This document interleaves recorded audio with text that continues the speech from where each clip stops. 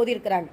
அது என்ன மறுமையின் சிந்தனை, என்ன நடக்கும் மறுமையில் அப்படின்னு சொல்லும்போது அல்லாஹு தாலா அவனுடைய படைப்பை குறித்து சொல்லிட்டே வருவான். எப்படி நான் வானம் பூமியை எத்தனை நாட்களில் நான் படைச்சேன், இந்த மறுமையில் ஒரு நாள் என்பது எவ்வளவு நாட்களுக்கு சமம் அப்படின்னு சொல்லிட்டு அப்படியே சொல்லிட்டு வரும்போது மனிதனுடைய மறுமையில் இருக்கக்கூடிய மனிதன் நிலைமையை குறித்து அல்லாஹ் சொல்லுவான். 12வது வசனத்திலிருந்து ஆரம்பிக்கப்படும்.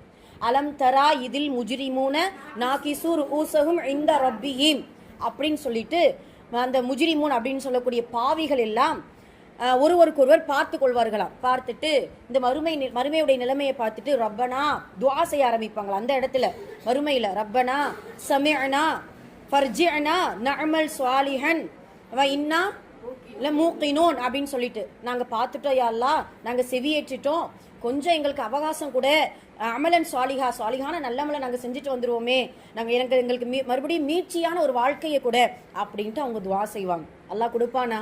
கொடுக்க மாட்டான். மறுமையில் எவ்வளவு கதறினாலும் என்னதான் கெஞ்சினாலும் அல்லாஹு தாலா இறந்தது தான். இந்த துன்யாவோடு ஒரு மனிதனுடைய தொடர்பு முடிஞ்சிருச்சு அப்படின்னா மறுபடியும் என்ன செய்ய மாட்டான், துன்யாவுக்கு வரமாட்டான். இப்போ உதாரணமா ஒரு சில பேர் சொல்லுவாங்களே, கபரில் அதாவது மன்னரில் அடக்கம் செய்யப்பட்டவங்க பேயா வந்தாங்க, பிசாசா வந்தாங்க, அதெல்லாம் ஒன்றுமே கிடையாது.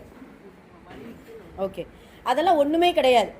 என்னன்னா மன்னரை என்கின்ற அந்த உலகத்துக்கு போனதுக்கப்புறம் துன்யா அவங்களுக்கு ஹராமாக்கப்பட்டுள்ளது. ஹராம்னு அது தடுக்கப்பட்டு இருக்குது.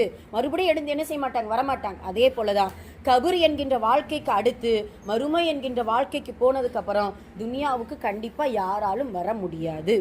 சுப்ஹானல்லாஹ். அதனால தான் ஈசா அலைஹிஸ்ஸலாம் அவர்களை கூட அல்லாஹு தாலா மீண்டும் வானத்திலிருந்து இறக்க செய்து துன்யாவில் மரணிக்க செய்து கழிக்கு போகும். சரி அனுமதி கேட்குறாங்க முஸ்தாத், எவ்வளவு பவ்யம்.